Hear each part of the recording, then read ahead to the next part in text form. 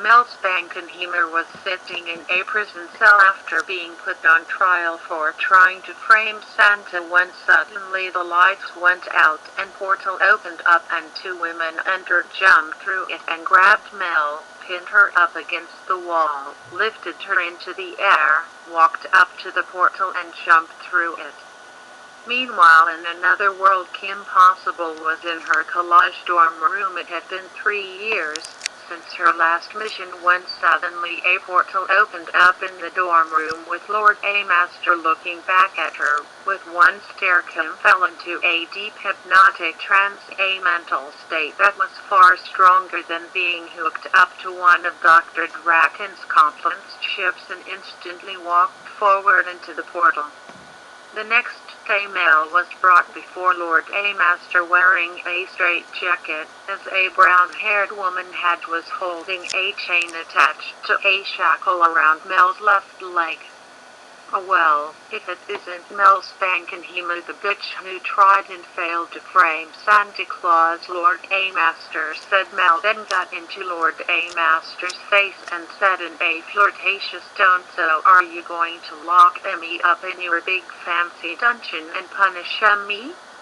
"No, Lord A Master replied, "we're going to make a little wager to decide your future. We'll play a series of games decised at random. The first to win 3 out of 5. Lord A Master continued. Mel's face light up when he said, "If you win, I'll give you my empire," but the look on her face turned to one of terror when he said, "But if I win, you will remain here as my slave for all of time." He continued, "Take her away." "Yes, Master," the brown-haired woman replied before walking Mel out of her master's throne room.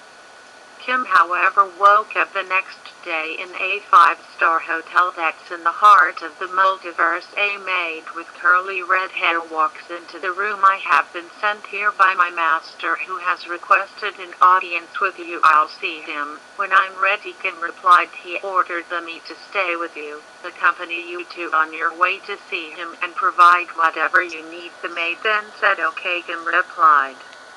2 hours later, the maid took Kim to see Lord A Master. Kim entered Lord A Master's throne room. "Ah, the famous Kim Possible," he said. "So my graduation as a famous super spy pressed me." Kim said, "No, you graduation as a cheerleader does." Lord A Master replied, "And I'm willing to pay you to cheer for me." "Well, that and one other thing," he continued. "How much?"